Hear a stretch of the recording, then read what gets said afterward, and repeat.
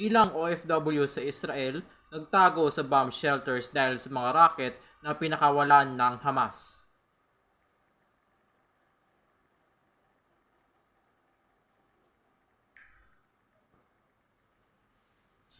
Isang pisong dagdag singil sa pamasahe sa jeepney, inaprubahan ng LTFRB.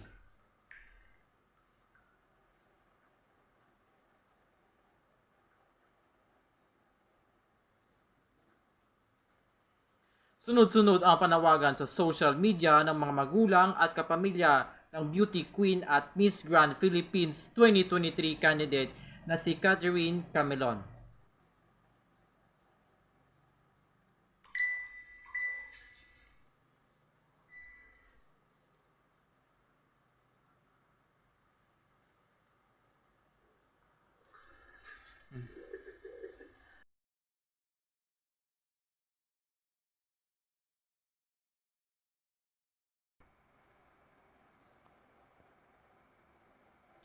Nakaramdam ng matinding takot ang ilang overseas Filipino workers sa Israel sa ginawang pag-atake ng grupong Hamas laban sa liderato ng nasabing bansa.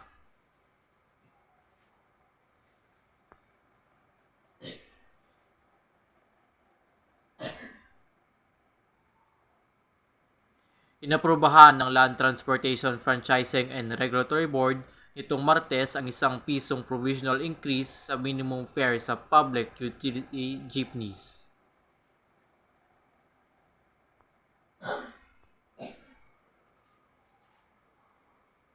Itinuturing ng missing person ang dalaga dahil sa ilang araw itong hindi umuwi sa kanilang bahay at hindi rin umanaw ito nagpaparamdam sa kanyang pamilya.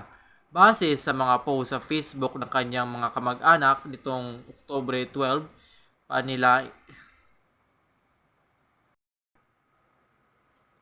itinuturing ng missing person ang dalaga dahil sa ilang araw nitong hindi umuwi sa kanilang bahay at hindi rin umano ito nagpaparamdam sa kanyang pamilya. Base sa mga post sa Facebook ng kanyang mga kamag-anak, nitong Oktubre 12 pa nila hindi makontak ang si Catherine na siyang nagpe-present sa Tuwid, Batangas para sa Miss Grand Philippines 2023 na ginanap noong last July.